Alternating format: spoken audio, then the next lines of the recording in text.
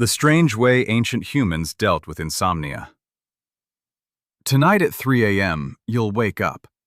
You'll lie there in the dark with your eyes open, staring at the ceiling. Maybe you'll reach for your phone. Maybe you'll get up and drink water. Maybe you'll just lie there for 2 hours, watching shadows, waiting for sleep to come back. You'll call this a problem. A doctor would call it insomnia. A pharmacist would sell you something to make it stop. An entire industry now exists to convince you that what your body is doing at 3 a.m. is a malfunction. But for almost the entire history of your species, your ancestors knew exactly what that wake-up was. It had a name. It had a purpose. It had rituals built around it. And what they did during those hours would horrify a modern doctor. Let's start with what insomnia actually was, before we decided it was a disease. In 2017, anthropologist David Sampson at the University of Toronto did something nobody had done before.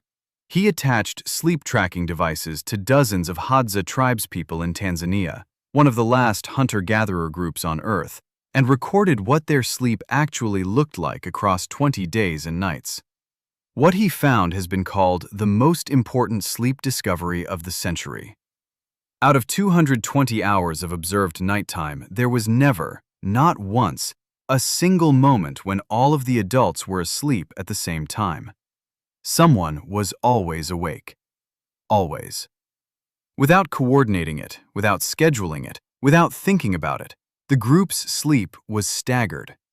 Older adults tended to wake at strange hours and sit by the fire. Younger ones slept more deeply.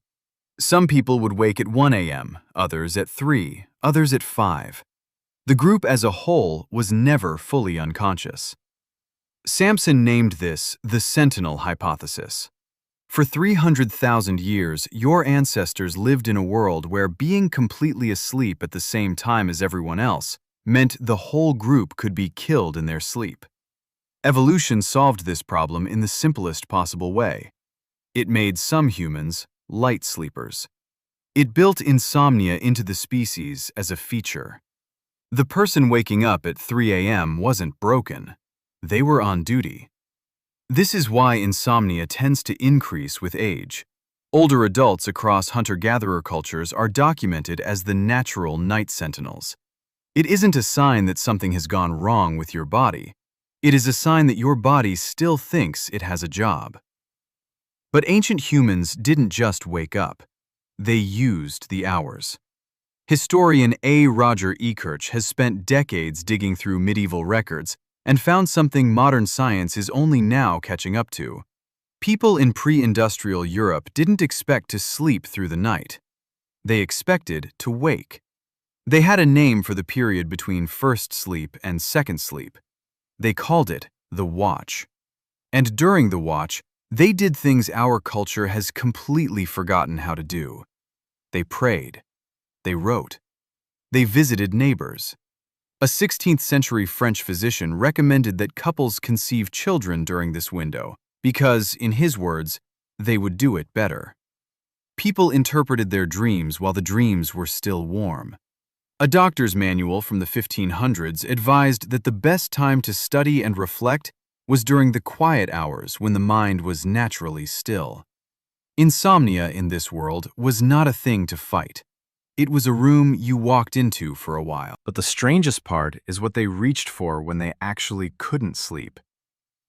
5,000 years ago in Sumer, the first medical text humans ever wrote, a small clay tablet from roughly 2100 BCE, already contained a recipe for insomnia. The active ingredient was opium poppy. The Sumerians called it the joy plant.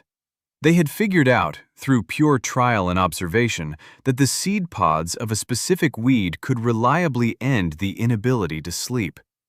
They didn't know what an opioid receptor was. The plant did. In ancient Egypt, the prescription was different. Egyptian physicians from the time of the pyramids used the milky white sap of lettuce, yes, lettuce, as a sedative. Modern chemistry has since confirmed that wild lettuce contains lactucarium, a mild sedative compound related to opioids in its effect, if not its structure. They were not wrong. In Greece and Rome, the herb was valerian. Hippocrates prescribed it. Galen recommended it. It is still sold today as a sleep supplement, and clinical studies still find that it works, modestly but reliably, the same way it did 2,000 years ago. But none of these were considered the real cure. The real cure was something far stranger. Across the ancient Mediterranean, if you couldn't sleep, you went to a temple. These were called Asclepieia, sanctuaries dedicated to the Greek god Asclepius, the god of healing. They existed from roughly 600 BCE through the late Roman period. By some estimates, there were over 300 of them across the ancient world, and they all worked the same way. You arrived at the temple at sunset. You fasted. You bathed in cold spring water. You were given herbs, usually valerian or poppy, and led into a stone chamber called the abaton. You lay down on a mat among other patients, in the dark, and waited. During the night, the god was said to come to you in a dream. The dream itself was the cure. Priests in the morning would interpret it. Modern researchers studying these sites have come to believe that what was actually happening in the abaton was a kind of induced sleep ritual. Fasting, herbs, exhaustion, cold water, and the powerful expectation of healing all working together to produce deep sleep in people who could not otherwise reach it. It worked.